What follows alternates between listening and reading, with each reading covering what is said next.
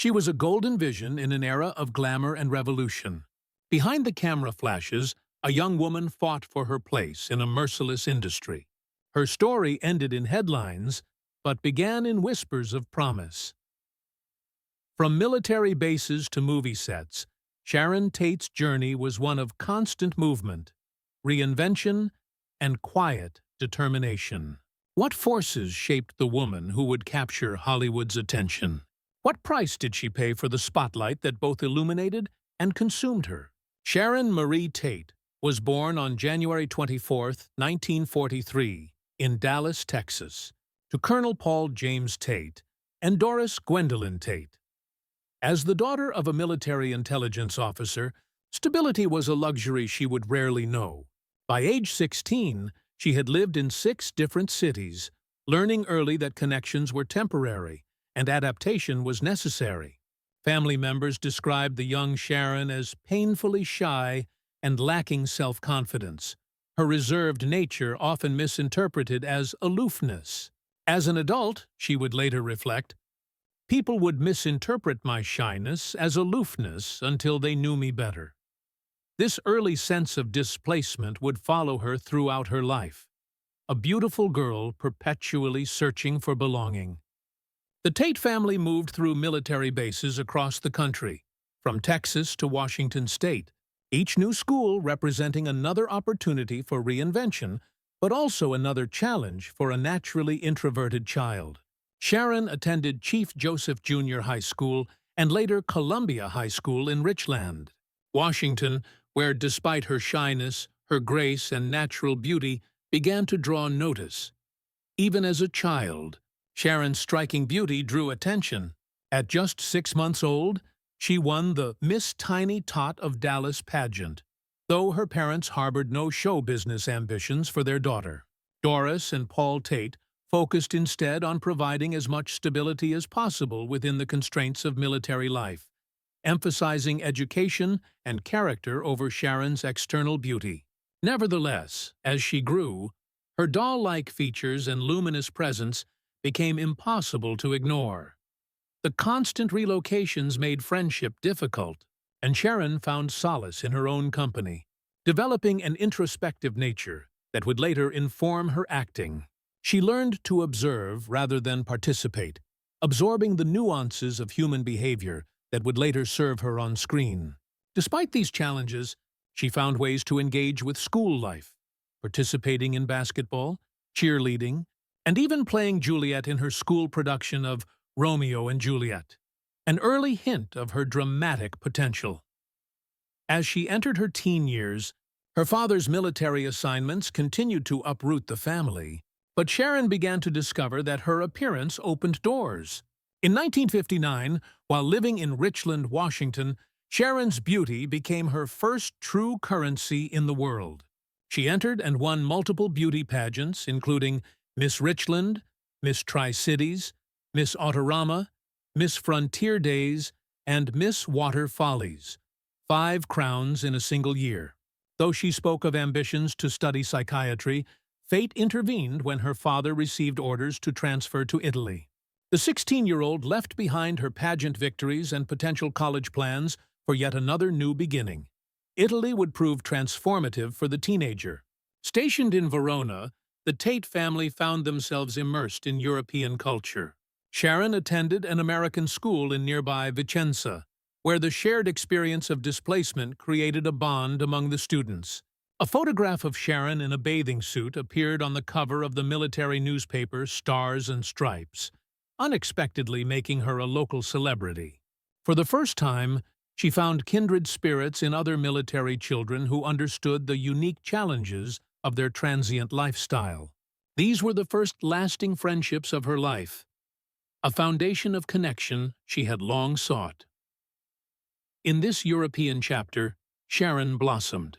She learned to speak fluent Italian, embraced the local culture, and was voted both homecoming queen and senior prom queen at her American high school.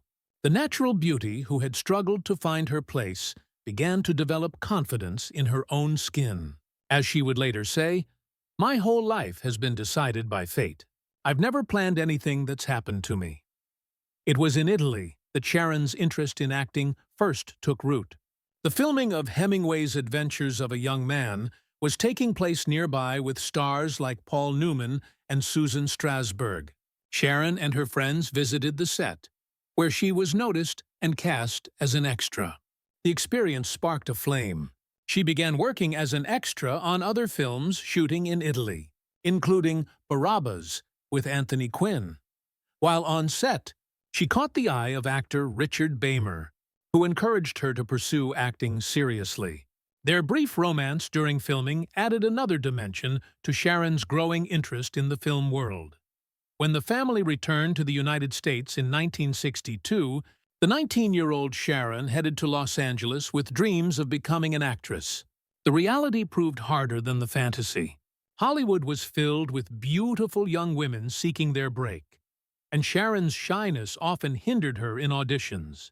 For approximately 3 years, I've had no personal life, she would later recall of this period. I've done nothing but study from 8 o'clock in the morning till about 6:30 at night. Then on 3 evenings out of every week, I went to a night class too. I had acting classes, voice, singing, bodybuilding, everything, absolutely everything. Her persistence led to commercial work and small television appearances. She had a brief setback when her mother, Doris, suffered what was described as a nervous breakdown, reportedly worried about her daughter's safety in Hollywood.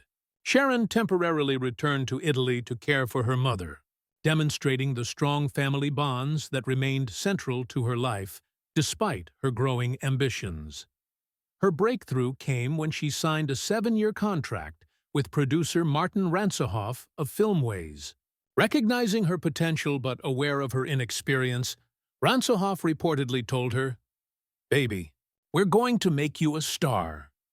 He invested in developing her talent, spending a reported $100,000 on her training, a significant sum in the early 1960s. She underwent intensive acting, voice and dance training while being cast in small roles, including appearances in Mr. Ed.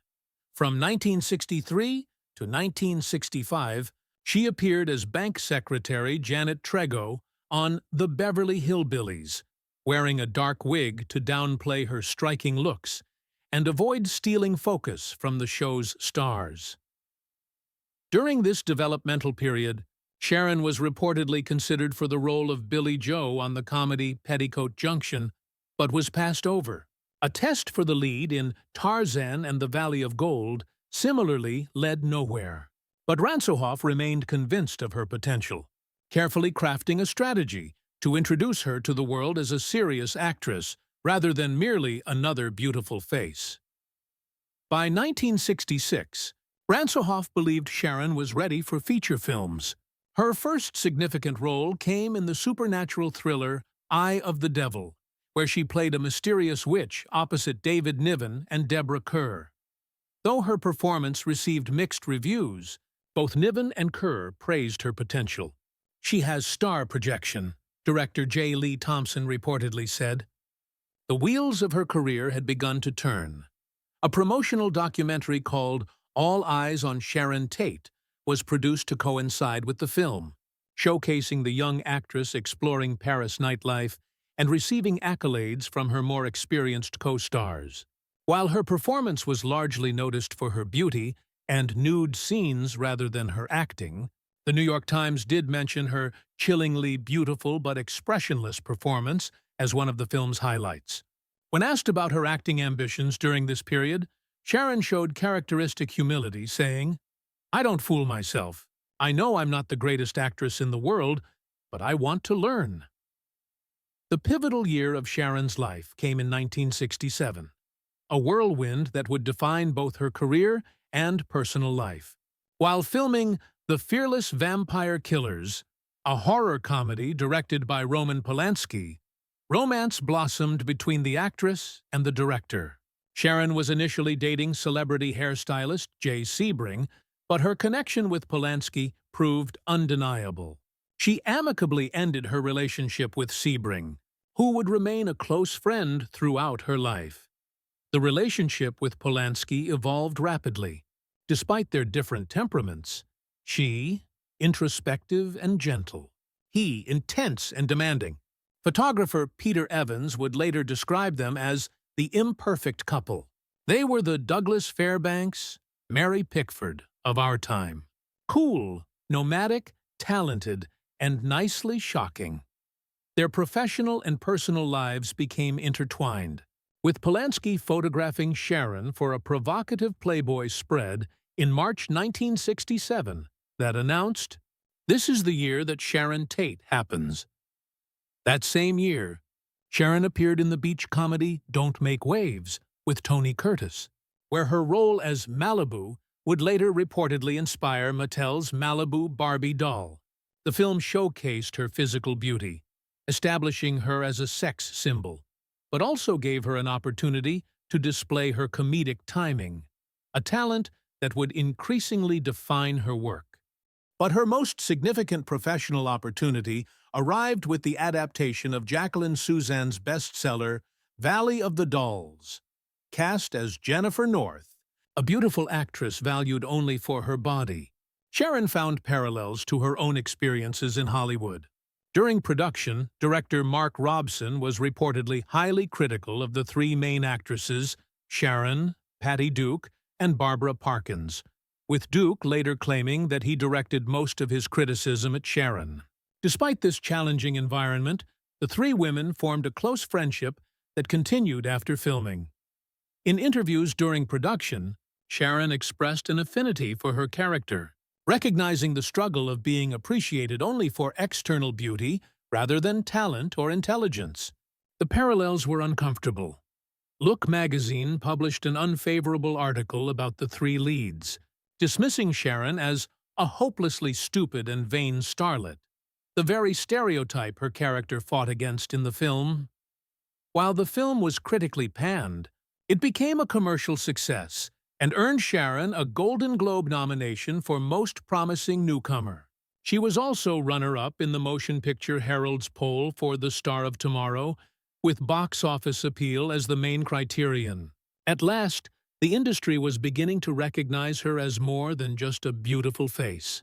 Her career trajectory was rising, allowing her to negotiate a fee of $150,000 for her next film, a substantial sum that reflected her growing market value.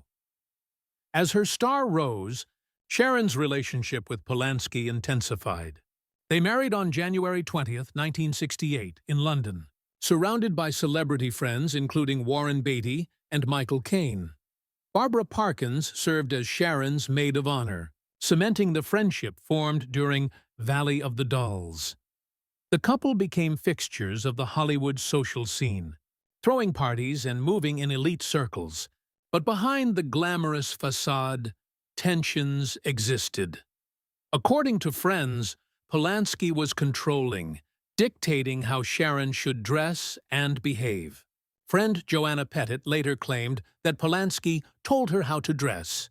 He told her what makeup he liked, what he didn't like. He preferred her with nothing, no makeup. Some accounts suggest he pushed her into uncomfortable sexual situations. While she had promised not to try changing him, she privately hoped marriage would settle his wandering eye. The reality proved different. Polanski reportedly continued his philandering ways throughout their marriage. Sharon reportedly told photographer Peter Evans, "We have a good arrangement. Roman lies to me and I pretend to believe him." The young woman, who had once struggled to find belonging, now found herself in a marriage where complete acceptance remained elusive.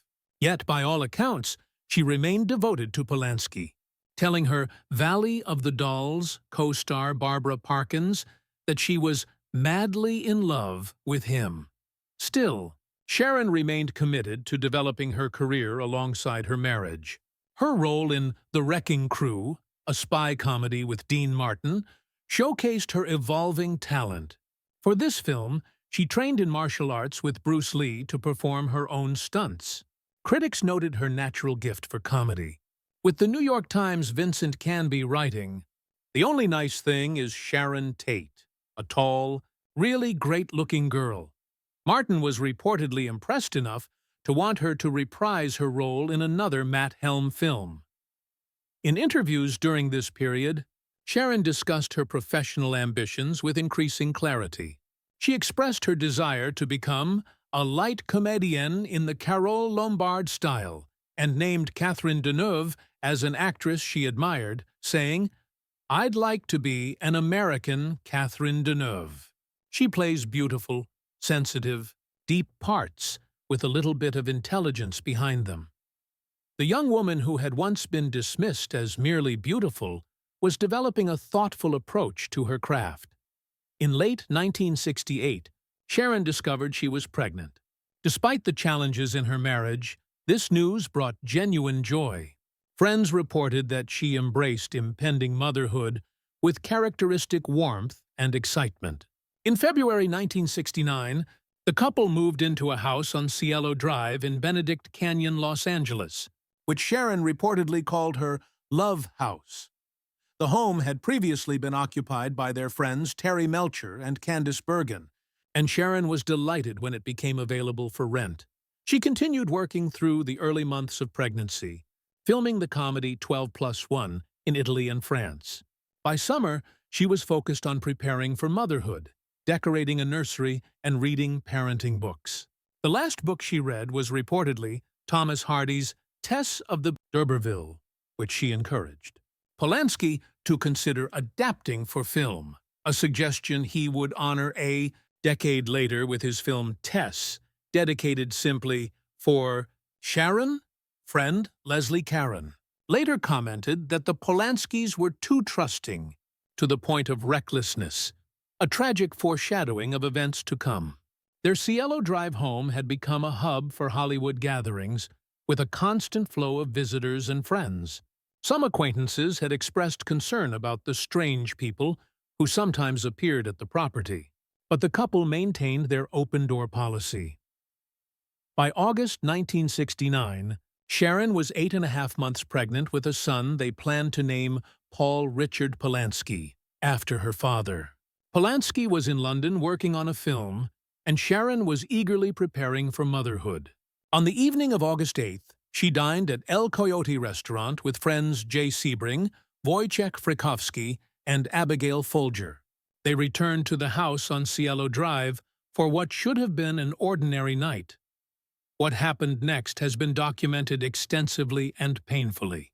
Members of Charles Manson's family, Susan Atkins, Patricia Krenwinkel, and Charles Tex Watson, entered the home and murdered Sharon and her guests. The brutality of the crime shocked the nation and permanently altered the sense of security in the Hollywood community. Sharon Tate, just 26 years old and weeks away from giving birth, became forever linked to one of America's most infamous crimes.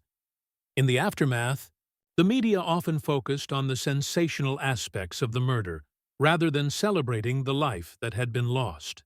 Some publications even suggested that the lifestyle of Sharon and Roman somehow contributed to the tragedy, a cruel victim-blaming that compounded the horror.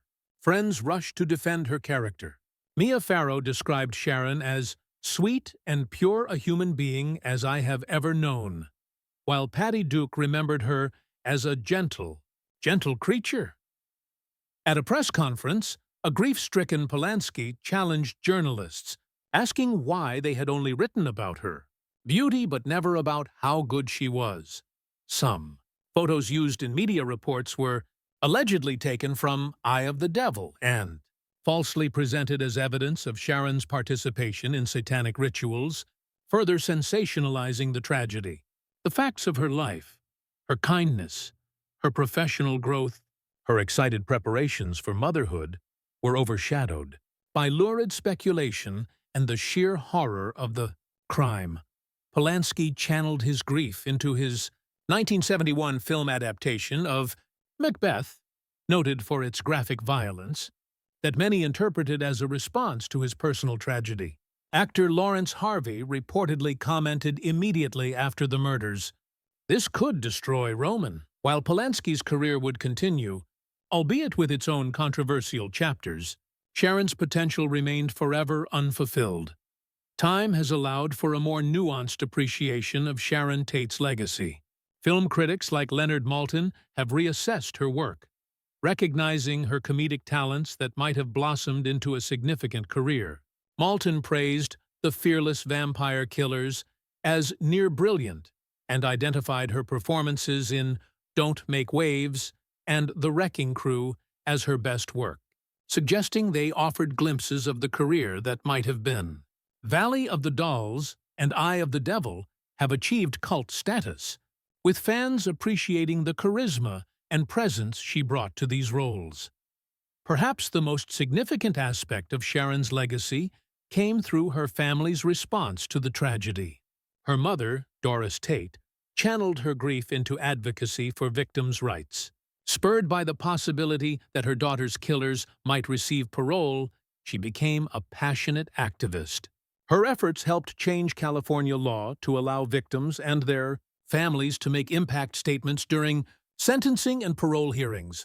Doris Tate founded both the Coalition on Victims' Equal Rights and the Doris Tate Crime Victims Research Bureau, becoming a powerful voice for those affected by violent crime. In 1982, she helped push through California's Victims' Bill of Rights, ensuring that victims or their families could read statements in court. She appeared repeatedly at parole hearings for her daughter's killers, ensuring that Sharon's memory and the brutality of the crime were never forgotten by the justice system. As Sharon's biographer Greg King noted, Sharon's real legacy lies not in her movies or television work, but in the changes to the justice system that her death ultimately inspired. Through her family's tireless advocacy, Sharon Tate's name became associated not just with tragedy, but with meaningful reform that has benefited countless victims of violent crime. Sharon Tate's abbreviated life continues to fascinate because it contains so many elements of both the American dream and nightmare, beauty, ambition, love, and ultimate tragedy. The military child who struggled with shyness became a woman whose face would be recognized around the world. The actress, who fought to be taken seriously, showed glimpses of the talent that might have defined generations of comedy. The expectant mother who decorated a nurse never had the chance to know her son. Her influence extends in unexpected ways throughout popular culture. Her character in Don't Make Waves reportedly inspired Mattel's Malibu Barbie, while her role in The Wrecking Crew served as inspiration for the character Felicity Shagwell in Austin Powers, The Spy Who Shagged Me. These pop culture footnotes hint at the iconic status she might have achieved had her life continued. In discussing Sharon Tate, we must resist defining her solely by her death. Her 26 years contained joy, growth, struggle, and achievement worth celebrating. She navigated the challenging transition from military child to Hollywood starlet, fought to be recognized for her talent rather than just her beauty, and maintained a gentle, kind nature despite the pressures of fame. As she once said about her approach to beauty and fame, "Sexiness is all in the eye of the beholder." I think it should be. Absolutely. My appeal, whatever it might be, isn't obvious, at least to me. Today, more than 50 years after her death, new generations continue to discover Sharon Tate through retrospectives, biopics, and documentaries.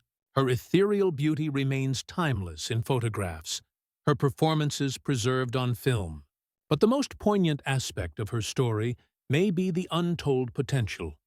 The roles never played, the child never raised, the woman never allowed to fully become herself. Sharon Tate and Roman Polanski's son would have been a man in his 50s today.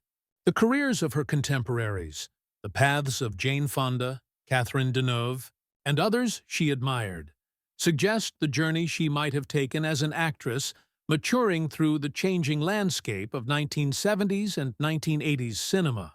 The comedy directors who might have recognized and nurtured her natural talents, the dramatic roles that might have showcased her growing skill, all remain in the realm of poignant speculation. As we look back on the brief, bright light that was Sharon Tate, we're reminded that legacy isn't measured merely in years lived, but in impact made. Through her films, through her family's advocacy, and through the continued fascination with her story, Sharon Tate has achieved a kind of immortality that transcends the tragedy of her ending. She remains, eternally, a symbol of Hollywood's promise and vulnerability. A woman whose life, however abbreviated, continues to matter. If stories of forgotten Hollywood legacies resonate with you, remember there are countless others whose narratives deserve to be explored beyond the headlines that define them. Their complete stories, with all their complexity and humanity, wait to be discovered by those willing to look beyond the familiar narratives. Sharon Tate's legacy reminds us that behind every iconic image lies a fully human story of struggle, triumph, and unrealized dreams, a reminder to celebrate lives for their fullness rather than merely mourning their endings.